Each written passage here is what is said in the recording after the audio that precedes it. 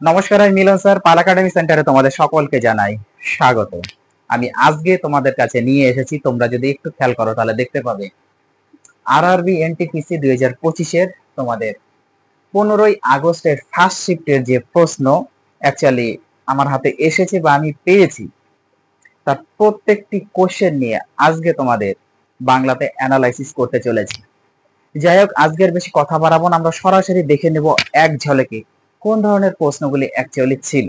ওকে, দেখো প্রথম কোশ্চেন কি বলেছে।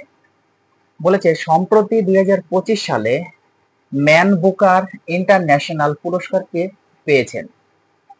এই প্রশ্নের তোমাদের সঠিক অ্যান্সার হচ্ছে বানু মুসফাক। বানু মুসফাক। ওকে, কোশ্চেনটি আমি আরেকবার রিপিট করি। দেখো, সম্প্রতি 2025 সালে ম্যান বুকার ইন্টারন্যাশনাল পুরস্কার কে পেয়েছেন। অ্যান্সার হয়ে গেল তোমাদের বানু মুসফাক। ক্লিয়ার? তারপরে কোশ্চেন দেখো, পণ্ডিত শিবকুমার শর্মা কোন যন্ত্র শিল্পের বিশিষ্ট অবদান রেখেছেন। পণ্ডিত শিবকুমার শর্মা কোন যন্ত্র শিল্পের বিশিষ্ট অবদান রেখেছেন। এই প্রশ্নের তোমাদের সঠিক অ্যান্সার হচ্ছে সন্তর। সন্তর যে বাদ্যযন্ত্রটা আছে তার বিশিষ্ট অবদান তিনি রেখেছেন। ওকে, তারপরে কোশ্চেন 2025 সালে world food prize, world food prize okay কে পেয়েছেন।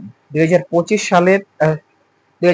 সালের ওয়ার্ল্ড ফুড প্রাইজ কে পেয়েছেন। এই প্রশ্নের সঠিক অ্যান্সার তোমাদের মারিয়ানজেলা হাংরিয়া। মারিয়ানজেলা হাংরিয়া কি আছে, মারিয়ানজেলা হাংরিয়া ওয়ার্ল্ড ফুড প্রাইজ পেয়েছেন 2025 সালে। ক্লিয়ার? তারপরে কোশ্চেন, শিল্পের অগ্রগতির জন্য সম্প্রতি কোন রাজ্য উদ্যোগ ক্রান্তি চালু করেছে। দেখো আরেকবার রিপিট করি, শিল্পের অগ্রগতির জন্য সম্প্রতি কোন রাজ্য উদ্যোগ ক্রান্তি চালু করেছে। এই প্রশ্নের সঠিক অ্যান্সার তোমাদের গুজরাট। গুজরাট যে রাজ্য, সেই গুজরাট রাজ্য কি করছে, শিল্পের অগ্রগতির জন্য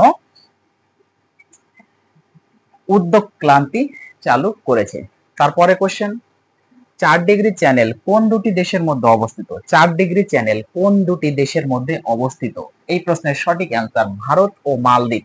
ভারত ও মালদ্বীপের মধ্যে এই 4 ডিগ্রি চ্যানেল রয়েছে। তারপরে কোশ্চেন, 2026 সালে ফুটবল বিশ্বকাপ কোথায় অনুষ্ঠিত হবে। 2026 সালের ফুটবল বিশ্বকাপ কোথায় অনুষ্ঠিত হবে। সঠিক অ্যান্সার একটু জেনে নাও। মার্কিন যুক্তরাষ্ট্রে, মেক্সিকো ও কানাডা। মার্কিন যুক্তরাষ্ট্র, মেক্সিকো ও কানাডাতে 2026 সালে ফুটবল বিশ্বকাপ হতে চলেছে। তারপরে কোশ্চেন, সম্প্রতি ভারতের মোট কতগুলো রামসার সাইট আছে। সম্প্রতি ভারতের মোট কতগুলো রামসার সাইট আছে। মোট কতগুলি রামসার সাইট আছে। এই প্রশ্নের সঠিক অ্যান্সার 91, 91টি। 91টি রামসার সাইট আছে বর্তমানে ওকে ভারতে। তারপরে কোশ্চেন, রাষ্ট্রকূট বংশের প্রতিষ্ঠাতা কে ছিলেন। রাষ্ট্রকূট বংশের প্রতিষ্ঠাতা কে ছিলেন। রাষ্ট্রকূট বংশের প্রতিষ্ঠাতা ছিলেন দন্তি দুর্গ। দন্তি দুর্গ হচ্ছে রাষ্ট্রকূট বংশের প্রতিষ্ঠাতা ছিলেন। তারপরে কোশ্চেন দাও কি বলেছে, ভাস্কো ডাগামা। ভাস্কো ডাগামা কবে ভারতে আসেন বা কত সালে ভারতে আসেন। ভাস্কো ডাগামা ভারতে আসেন 1498 সালে। 1498 সালে ভাস্কো ডাগামা ভারতে এসেছিলেন। ওকে, তারপরে কোশ্চেন একটু দেখে নেওয়া যাক। দেখো পরে কোশ্চেনে একটু চোখ রাখো, কি বলা হয়েছে। পরে কোশ্চেনে বলা হয়েছে যে 6 মেশিন 2016 সালে প্রকাশিত কার আত্মজীবনী। দেখো কোশ্চেনটি কি বলেছে। কোশ্চেনটি বলেছে যে 6 মেশিন 2016 সালে, 6 মেশিন 2016 সালে প্রকাশিত কার আত্মজীবনী। কার আত্মজীবনী এটি। এই প্রশ্নের সঠিক অ্যান্সার হচ্ছে ক্রিস গেইল। ক্রিস গেইলের আত্মজীবনী। ওকে, তারপরে কোশ্চেন দেখো কি বলেছে, মাদাগাস্কারের রাজধানীর নাম কি।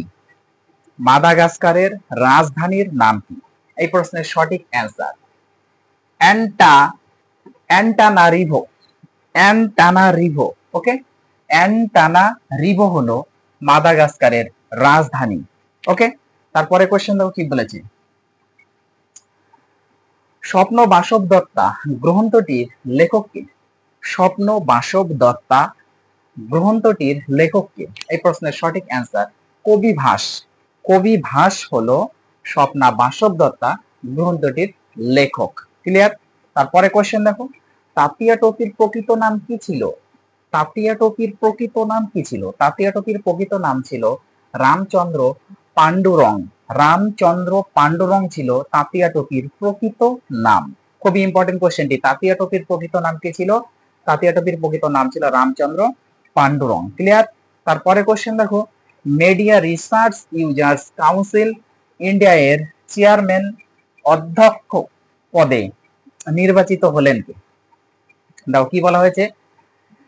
মিডিয়া রিসার্চ ইউজার্স কাউন্সিল ইন্ডিয়ার চেয়ারম্যান অধ্যাপক পদে নির্বাচিত হলেন কে? এই প্রশ্নের সঠিক অ্যান্সার শৈলেশ গুপ্তা।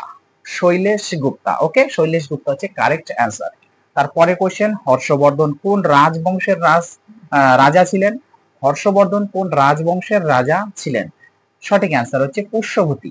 পুষ্যভূতি বংশের রাজা ছিলেন হচ্ছে হর্ষবর্ধন। ওকে, তারপরে কোশ্চেন দেখো,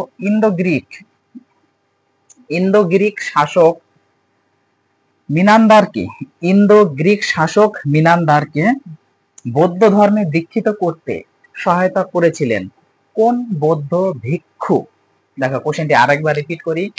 ইন্দো গ্রিক শাসক মিনান্দারকে বৌদ্ধ ধর্মে দীক্ষিত করতে সহায়তা করেছিলেন কোন বৌদ্ধ ভিক্ষু?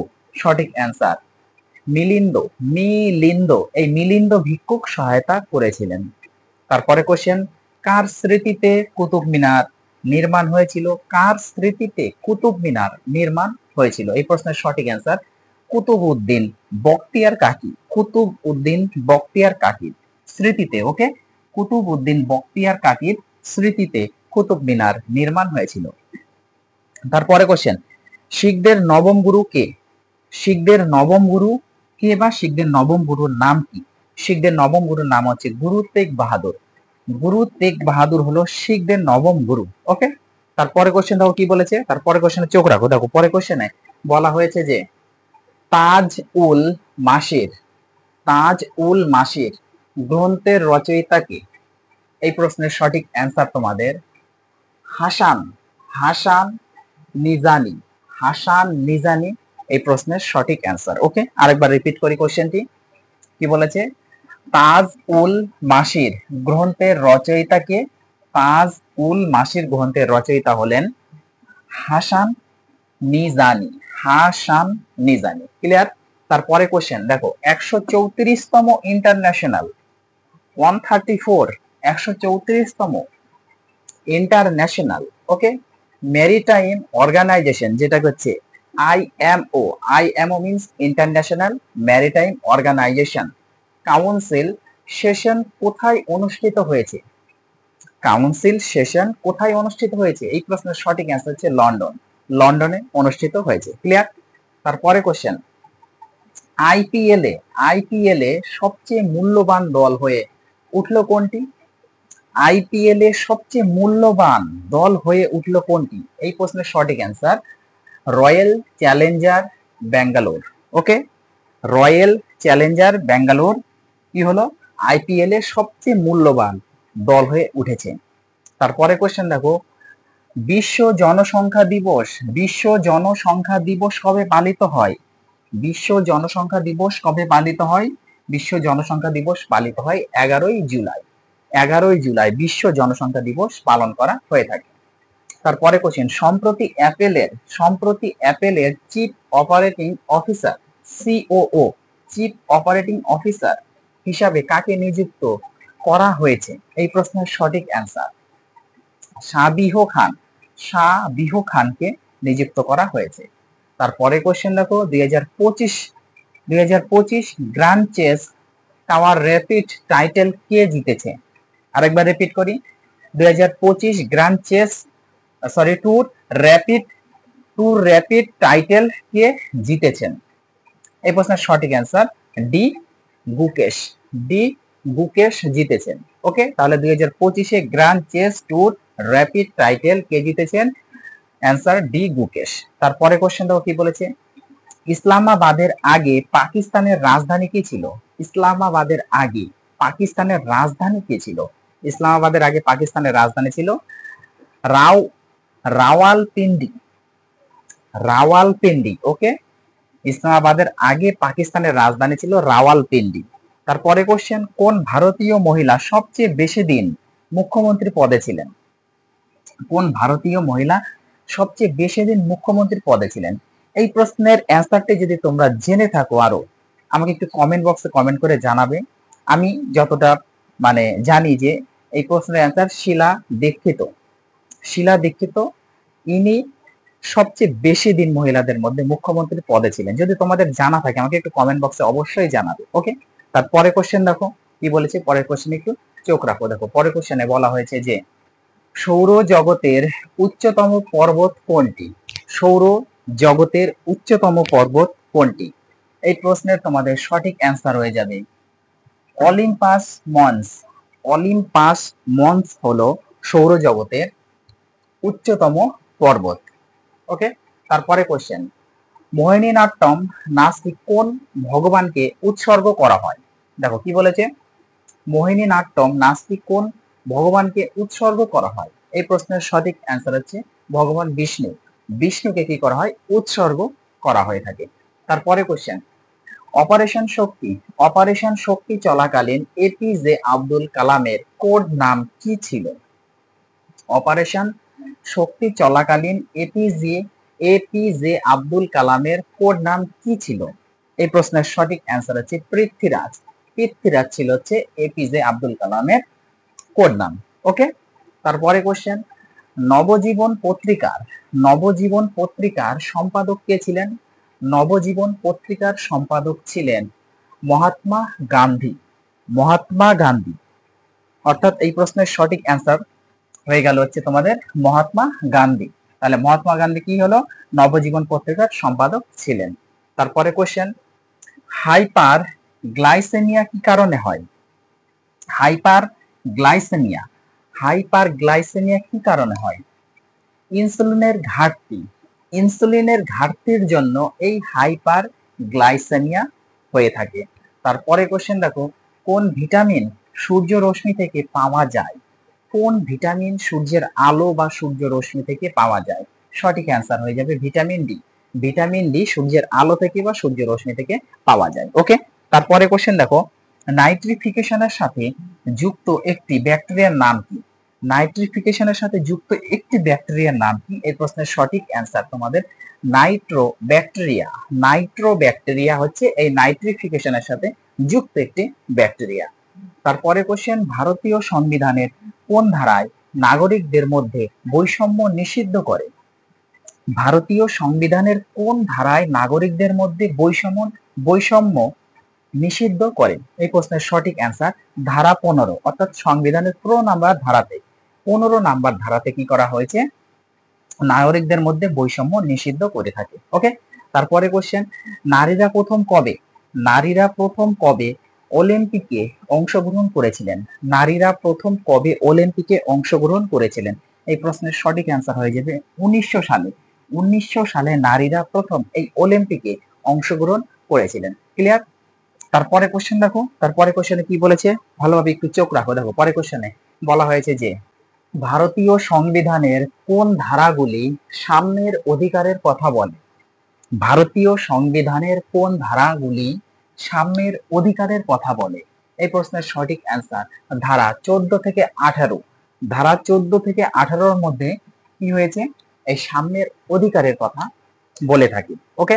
তারপরে কোশ্চেন, কোন ভারতীয় প্রথম ব্রিটিশ পার্লামেন্টের সদস্য নির্বাচিত হয়েছিলেন?